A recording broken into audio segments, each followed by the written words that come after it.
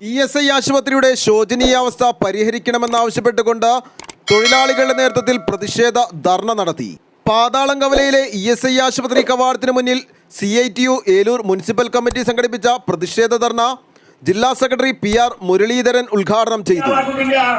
ആ ഉത്തരവാദിത്തങ്ങൾ ഒഴിച്ചോടുന്ന സമീപനമാണ് അധികാരികളുടെ ഭാഗത്തുണ്ടാകുന്നത്. അത് സ്വാഭാവികമായും സമരമില്ലാതെ മറ്റു മാർഗങ്ങളിൽ നിന്ന് അവസ്ഥയിലേക്ക് നമ്മുടെ പ്രദേശത്ത് ചേരുകയാണ്.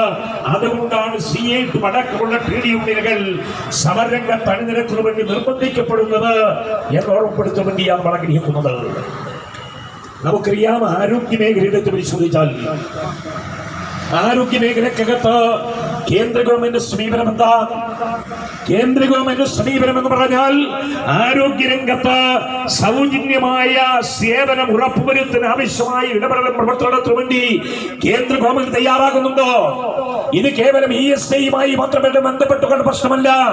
രാജ്യവ്യാപകമായി എടുത്തു പരിശോധിച്ചാൽ ആരോഗ്യ മേഖലയെ തകർക്കുന്ന കോർപ്പറേറ്റുകൾക്ക് അനുകൂലമായ നിലപാട് സ്വീകരിച്ചുകൊണ്ട് മുന്നോട്ട് പോകുന്ന സമീപനമാണ് കേന്ദ്ര ഗവൺമെന്റ് ഭാഗത്തുണ്ടാകുന്നത്. അവരെ സഹായിക്കുന്ന സമീപനം സ്വീകരിക്കുകയാണ്. അത് ഏറ്റവും വലിയ ഉദാഹരണമാണ് നമുക്ക് മനസ്സിലാക്കാൻ കഴിയുന്നത്. കോവിഡ് കാലഘട്ടം പറഞ്ഞാൽ ആ കോവിഡ് കാലഘട്ടത്തിൽ നമുക്കെല്ലാവർക്കും അറിയുന്ന പോലെ മരുന്ന് ഉപയോഗിക്കേണ്ടതില്ല എന്ന് തീരുമാനമെടുത്തുകൊണ്ട് ജനങ്ങളെ വഞ്ചിക്കുന്നതിന് വേണ്ടി ഒരു ഭാഗത്ത് തീരുമാനമെടുക്കുകയാണ്. ഞങ്ങൾക്ക് അത്തരത്തിലുള്ള ആശുപത്രികൾക്ക് കടന്നു ചേരാൻ വേണ്ടി കഴിയും. പക്ഷേ ആശുപത്രികളുടെ പ്രത്യേകതയല്ല, പരിമിതിയല്ല.